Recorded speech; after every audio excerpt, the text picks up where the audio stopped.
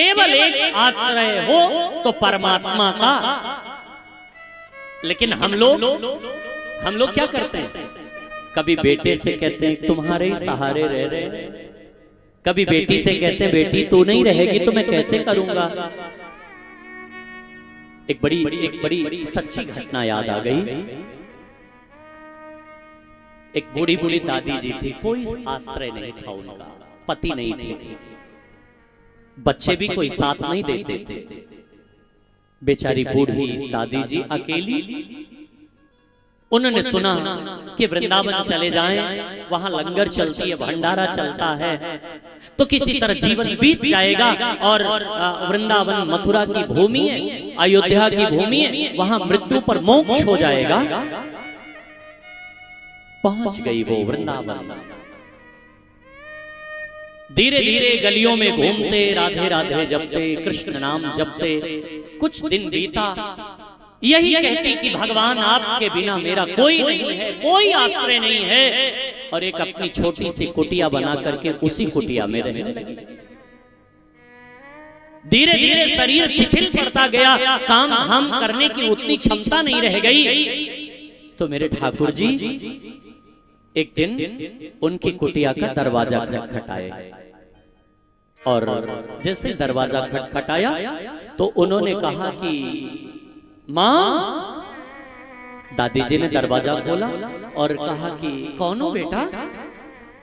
उन्होंने कहा कि माँ यूं समझ लीजिए आपका ही बेटा हूं।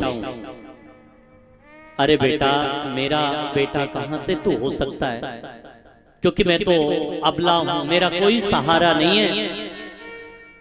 उस बच्चे ने कहा कि माँ मैं भी यहाँ बड़ी दूर से आया हूँ पढ़ने लिखने के लिए, मेरा भी कोई सहारा यहाँ नहीं है।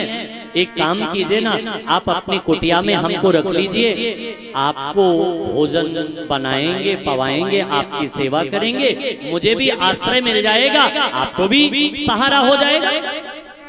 दादी जी ने कहा कि ठीक, रख लिया अपने पास। और भैया दादी जी नित्य उस बच्चे की पूरी सेवा लेती, और वो छोटा सा बच्चा दादी जी को भोजन बनाता, पवाता, महाराज बर्तन धुलता, चौका लगाता, दादी जी को स्नान कराता, कपड़े पहनाता, सारी व्यवस्था करता। दादी जी भी बड़ी प्रसन्न हुई कि चलो भाई कोई सहारा मिल गया। लेकिन भगवान के प्रति भाव यही था कि ठाकुर जी ये तूने ही कृपा करके मेरे लिए भेजा। एक दिन दूर के कुछ रिश्तेदार वृंदावन आए और दादी जी को कहीं से मिल गए। घूमते घामते दादी जी ने कहा कि ओ बड़ी दिन बाद मिले, आइए कुटिया पे आइए, पधारिए। दादी जी उनके साथ कुटिया में बैठी। अब वो छोटा सा बच्चा उन सबकी भी सेवा करे। तो धीरे धीरे समय बीता, जाने का उन रिश्तेदारों का समय आया। तो दादी जी ने कहा कि देखो, अब तुम लोगों ने तो हमारा ये ठिकाना देख ही लिया, और भैया अब मिल गए हो तो आते रहना, क्योंकि आप लोगों के अलावा हमारा कौन है अब, तो आते जाते रहना।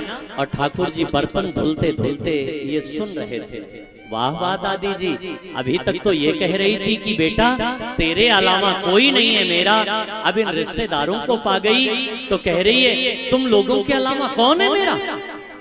उसी क्षण ठाकुर जी वहां से अदृश्य हो गए, विलुप्त हो गए। और फिर दादी जी रोती रही, बिलखती रही, कहां गए कहां गए।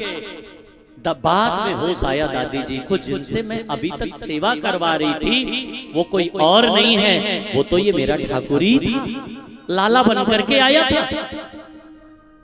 भैया ठाकुर जी तो तभी सेवा करते हैं जब और कोई आपका सहारा ना हो।